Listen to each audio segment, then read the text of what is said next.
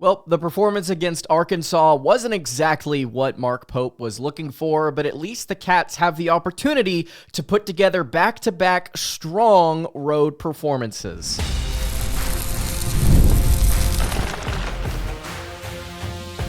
You are Locked On Kentucky, your daily podcast on the Kentucky Wildcats, part of the Locked On Podcast Network, your team every day. All right, what's going on, Big Blue Nation? Welcome on into Locked On Kentucky, your daily Kentucky Wildcats podcast. I'm your host, Lance Dawe, and on today's episode of Locked On Kentucky, we are going to be previewing Kentucky basketball's matchup with the Ole Miss Rebels. Bit of a lackluster performance against Arkansas in the game of the year over the weekend, but you got a chance to bounce back and keep some road momentum going here against a very disciplined and talented Ole Miss team. Going to break down the matchup, the strengths, the weaknesses, where exactly Kentucky could land in this one. Also going to discuss the state of Lamont Butler. Apparently, he's dealing with an injury that is trending in a positive direction, but at the same time, Kentucky should be worried as long as he is out. And then the wrap of the show, we've got to talk about the biggest trade that has happened in a very long time and one of the dumbest trades I have seen in my entire life. Want to get your thoughts on the NBA here, alongside some Kentucky thoughts in the NBA as well. Today's episode is brought to you by FanDuel. Super Bowl 59 is here, and there's no better way to make every play more exciting than with FanDuel Sportsbook. New customers can bet just $5, and if they win, they'll score $200 in bonus bets. You can download the app or head to FanDuel.com to get started. Thank you guys so much for making Locked On Kentucky your first listen every single day. Want to remind everyone out there that we are free and available on all platforms. And if you are watching on YouTube, would greatly appreciate it if you subscribe to the show. And if you are listening on podcast, I would also appreciate it if you subscribe there as well. All right, let's go ahead and get into it. Kentucky taking on the Ole Miss Rebels, a very talented team that is favored right now to beat Kentucky by 3 points. 80-77 is the final score prediction that KenPom has. Vegas opened the line at 3 in favor of the Rebs. Going to break this one down here for you. What does Ole Miss do well? It's where we like to start. Well, 16-6 are the Ole Miss Rebels, and the thing that they really do hang their hat on is their defense. It is 12th nationally in adjusted efficiency. It's second in the SEC. And the thing that they do really well within this defense is they turn their opponents over. As it stands today, Ole Miss is 9th nationally in steals per game. They are 12th in turnover rate, 12th in blocks, and 8th in steal rate. So they create havoc in a lot of different ways. Credit Coach Chris Beard, who has been running one of the best, if not the best, I guess, X's and O's wise defense in college basketball for quite some time, alongside the Kelvin Sampsons and the Rick Barneses of the world. This is a very good defensive system. What he likes to do is run a no-middle defense, and this is going to make it very difficult for Kentucky to try and drive into the lane. It's also going to make it difficult for them to kick stuff out. Ole Miss will overplay driving lanes. They will try and churn you over. They are very handsy. They are very physical. It's a very difficult defense and an annoying defense to try and play against. And I don't mean that necessarily in a negative connotation towards the Rebs. This is a very good team. It's just a frustrating style of play. It's definitely not a Texas A&M style of play, I'll tell you that. But when you look at the way that opponents have kind of been operating against them, it's been in a way that, Kentucky could benefit from and then simultaneously could also really struggle with in this game. Opponents are above nationally when it comes to getting their points from both 3 and the free throw line. Opponents only get 45% of their points from 2 against Ole Miss. That's 5.5% less than the average nationally. That also ranks 320th in the country. So opponents have to kind of take outside shots, or they get fouled whenever they drive in. And so it's a matter for Kentucky. I think we'll get to the keys to the game here later on in the show here in a minute. It's about hitting your open shots whenever you have them, or at the very least, creating those looks. So that's what Ole Miss does really, really well. They don't turn the ball over themselves. They create turnovers. They've got one of the best defenses in the country. This is a statistically average offense, at least in SEC terms right now, in a variety of different ways. They're hovering around the middle of the pack in the SEC in pretty much every major statistical category. I don't think there's anything specific to dive into other than, again, they're really good at not turning the ball over. If you want 2 X factors here, I'm going to give you 2 instead of 1. It's going to be the front court for the Rebs. It's going to be Jamian Brakefield and Malik Dawe. I know that Matthew Morrell and Sean Padula are excellent outside shooters, and they're going to push the issue there, absolutely. But the thing that has kind of given Kentucky concern here, matchup-wise, is what they do down low. The lack of physicality, the lack of ability to grab second-chance opportunities or to prevent those. Brakefield, Dawe, both bigger forwards who not only don't turn the ball over and are pretty physical inside, but they can stretch out to the three-point line. Forget the percentages. They can absolutely knock them down. Kentucky has been known to leave bad shooters, so to speak. That could hurt them in this game. I don't see Kentucky changing their philosophy here. Would be nice for a change, but we'll see. Amari Williams, I think, is going to be, again, Kentucky's X factor down low. Great passer, great finisher inside against this most recent opponent in Arkansas. Can you try and maybe get some of that going in this game? We get to see maybe the Amari Williams we were expecting coming to Kentucky out of Drexel, somebody that can finish more consistently in the post. Keys to the game. I think for Kentucky, the big one is going to be switching, getting back in transition, and closing out on threes. Ole Miss does have a little bit of tempo to their game, and Padula and Morrell are going to be big for them, obviously. That is, if Morrell plays. He was listed as questionable on the SEC injury report. Switching, making sure you don't get caught in a bad matchup from beyond the arc. When Ole Miss wants to push, you have to get back. That's what Arkansas hurts you with. You got to be able to do it here. They do, again, like to run with some pace, and they like to take outside shots. Now, they're not the best at hitting those outside shots, shooting just a little under 35% from 3, but still, it's a good three-point shooting team when you take into consideration the guys at the top here that are going to be firing away. Also, you want to look at Jalen Murray, who is shooting 40% above 3, as is Sean Padula, the leading scorer, averaging over 15 a game. Padula from Virginia Tech has developed into a phenomenal player here for Ole Miss. It's a guy that Kentucky wanted, and he has been very, very, very good for the Rebs so far this season. You also have to cut off easy drives to the rim, but I think it's going to be more important for Kentucky to try and close out. And again, I want to reiterate, guys like Brakefield, guys like Dawe, they can absolutely hit from 3 too. So it's about playing disciplined on the defensive end of the floor, something that Kentucky has not done very well so far this season. You're going to be asking a lot, I think, from your defense in this one. This is, I think, going to be a tough matchup, despite what maybe some of the numbers might tell you. For Kentucky on the offensive end of the floor, you do not make careless passes like you did versus Vanderbilt. This Ole Miss team will eat you alive like the Commodores did. You have to hit your open shots whenever you get them, and frankly, you have to find ways to create open looks. I know Kentucky's offensive system is kind of what it is at this point with all of these seniors, but you got to be able to add something, and you got to be able to add in a wrinkle or something like that Kentucky can take advantage of here and create some open looks. Amari is going to have to be disciplined with the basketball. Players like Dawe, who have been really turnover prone and very inefficient shooting the ball, frankly, against teams like this, he's got to be able to take care of the ball, hit the shots whenever he's got them open from beyond the arc. Create those open looks, though. You have to be able to get them first against this really good Ole Miss defense. Can Kentucky do that? Can Kentucky hold on to the ball? Can they get back in transition? Can they hit more threes than their opponent? Because the interesting thing here, and this is where I'll leave it, I'm not even going to give you a prediction. I want you to tell me in the comments below, who do you think is going to win this game? If you look over their last 5 contests, which Ole Miss did start 15-2, 4-0 in SEC play, they've lost 4 out of their last 5. Go and look at the big problems for them. In the Mississippi State game, they struggled to keep Ole Miss off the Bulldogs off the charity stripe, but Mississippi State hit 9 threes in that game. In the Texas A&M game, despite Texas A&M winning and only scoring 63 points, they hit 8 threes. They hit more threes than they did free throws, which is just a miracle for the Aggies. In the loss to Missouri, Missouri shot 44% from 3, hit 11 shots from beyond the arc. In their win against Texas, the Longhorns only shot 5 of 22 from 3. And then you look at the Auburn game, Auburn 14 of 28, 50% from beyond the arc. You have to be able to hit your open looks against this Ole Miss team. You are going to see, I think, a shootout type of game here if Kentucky's going to make it competitive. Again, let me know what you think in the comments below about this contest. All right, I want to kind of bring a reality check to the Wildcats here. The state of the program health-wise is not great. We got some news about Andrew Carr and his availability for this one, but Lamont Butler is still out. And I think that Kentucky, frankly, should be concerned. As long as he is out, you are losing a very, very important piece of the puzzle.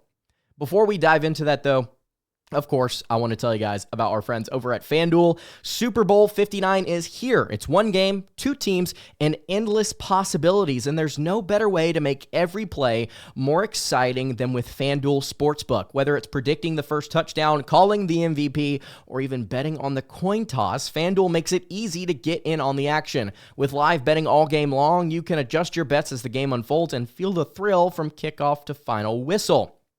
The live betting feature lets you stay involved no matter what happens on the field, and the app, of course, is super easy to navigate. Plus, knowing that you can place a $5 bet and potentially win $200 in bonus bets for the Super Bowl, that's all simply icing on the cake. You can download the app or head to FanDuel.com to get started. Again, bet just $5, and if you win, you'll score $200 in bonus bets. That's FanDuel.com. You can bet with FanDuel, an official partner of Super Bowl 59. All right, continuing along here on the Monday edition of Locked On Kentucky, Lance Dawe hanging out here with you. I really appreciate you guys checking out the show today. Again, if you have not subscribed to the YouTube channel or the podcast feed, I would greatly appreciate it if you did so. Apologies for the delay. Initially, what I was going to do today is I was going to talk a little bit more about Butler. I was going to talk about the state of the roster. I was going to talk about a couple of different other things that I had written down and prepared to discuss with you late this afternoon, and then I realized, hey, wait a minute. You got a game Tuesday. You got a game that you have to preview first, so I kind of had to readjust things, and here we are late, breaking this one down for you. Kentucky basketball should be worried as long as Lamont Butler is out for a couple of reasons, and I think some of them are incredibly obvious, but a couple of them kind of stem from problems outside of Butler on the roster. First and foremost, as we all know, Lamont Butler's been out. I believe it's a shoulder injury. I may be mistaken, but there's been reports here as of today that it's not as bad as people are making it out to be. You're just being careful, and it's about just getting back healthy, and there's optimism for a return in the future. He's not out for the rest of the season, I don't think. I think everything's going to be okay, but this is a really bad time for it to happen. Over these next few games for Kentucky, you have an opportunity here to really, and I mean really, start to compile some strong wins on your resume. Of course, that Arkansas loss hurts your resume, but you look at the games here in the immediate future. Obviously, you've got Ole Miss tonight. Technically, if you're watching this on Tuesday, you've got the South Carolina game, which isn't even a quad one win. But the game against Tennessee, that's quad one. Texas is quad one. 2 games from that, you have Alabama on the road. That's quad one. Oklahoma on the road. That's quad one as well. So you've got the Bama game right, but you look at the rest of those contests, and I feel very confident in Kentucky's ability to not just compete, but possibly win almost all of those games. And if you're able to find a way to do so, again, that would be incredible for your resume, but you don't have your starting point guard. It's a loss of a leader at a crucial time. It's also the loss of your best on-ball defender, an already poor defensive team losing their best player on that side of the ball.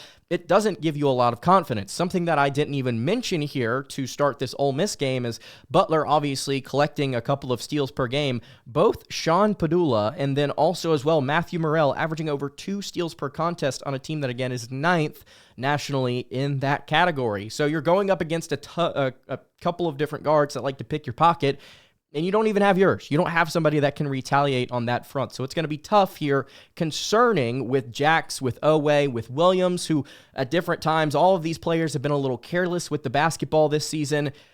You lose your leader. You lose your best on-ball defender. It's at a crucial time in the season. And then the wrap-up here is you don't really have a backup right now that you have faith in. Travis Perry obviously has come in, and he's hit a shot or two. He's made a couple of passes.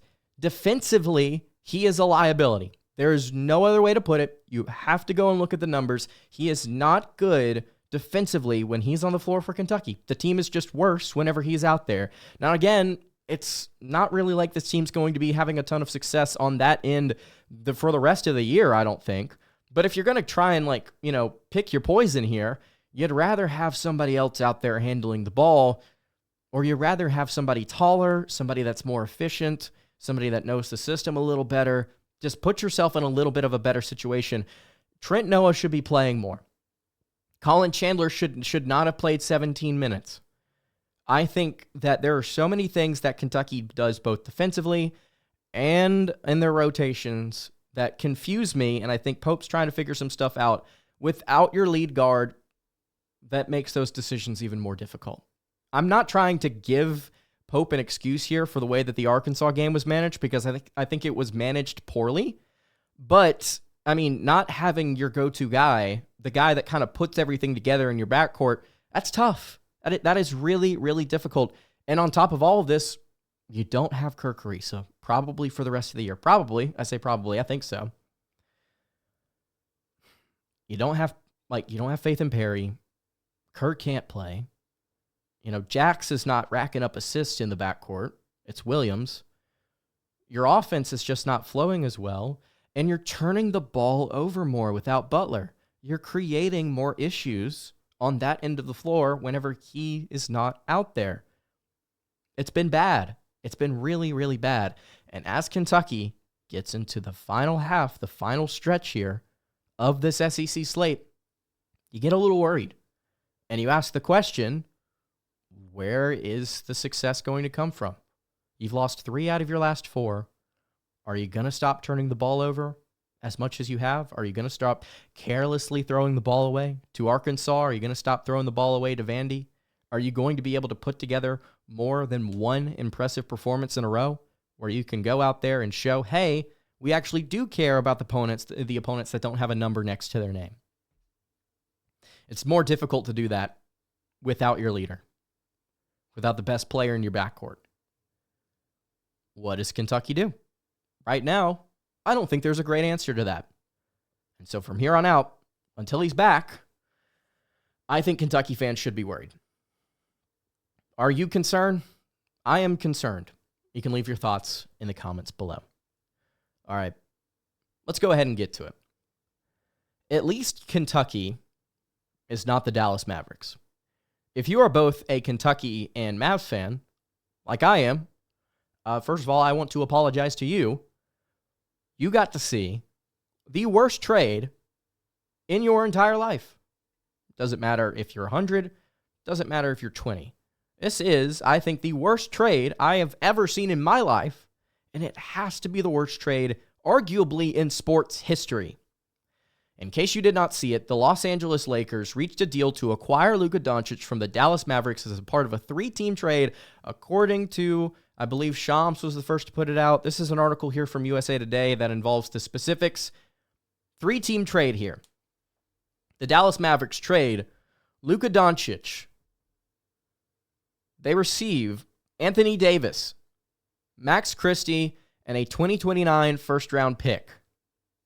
The Utah Jazz are getting Jalen Hood-Schifino and a 2025 second-round pick from the Lakers and a 2025 second-round pick from the Mavs.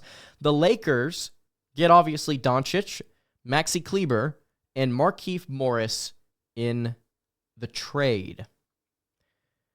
It does not seem like there was a ton of discussion in the Mavs front office about whether or not this should even happen.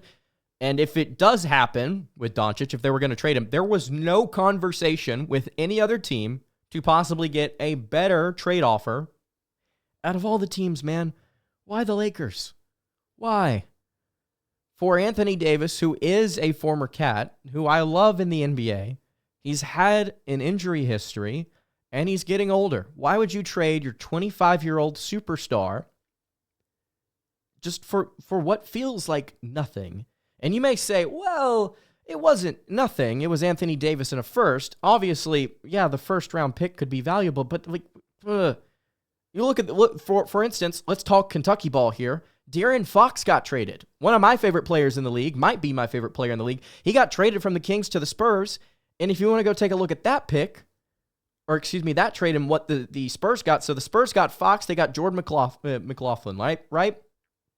The Kings got Zach LaVine, the Michigan State center, I can't remember his name, a 2025 first-round pick, a 2027 first-round pick, a 2031 first, and then a 25, 28, and 28 3 second-round picks from the Bulls, Nuggets, and the Bulls again. The first, by the way, are from the Hornets, Spurs, and Timberwolves. The Bulls got Zach Collins, Trey Jones, and Kevin Huerter and their own 2025 pick back via the Spurs.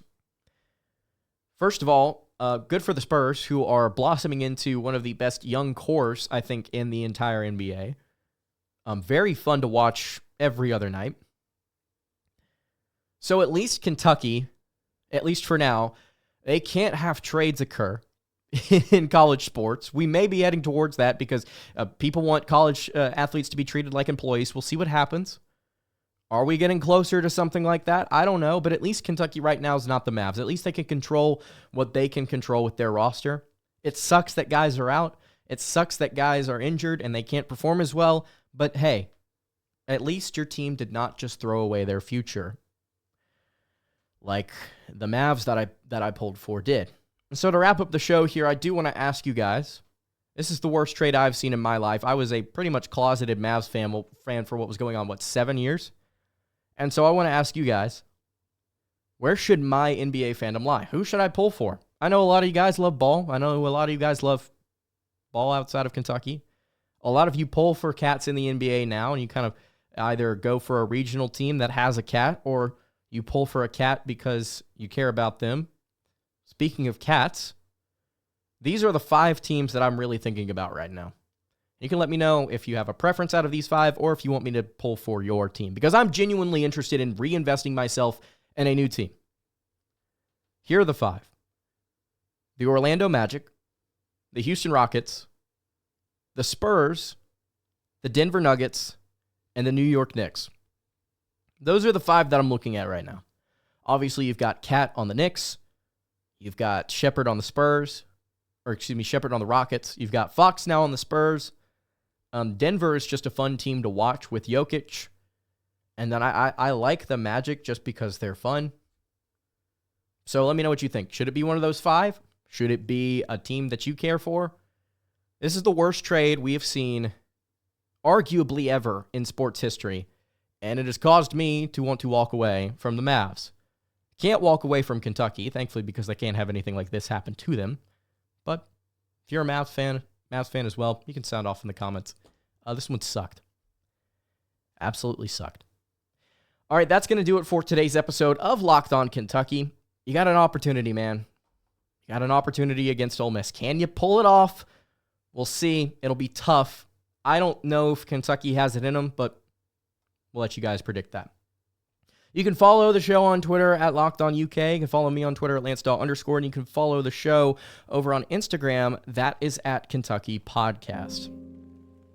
Any questions, comments, concerns, you can leave those in the YouTube comments below. You can hit me on the socials. I will see you all tomorrow for another episode of Locked On Kentucky. Have a great rest of your day, everybody, and God bless.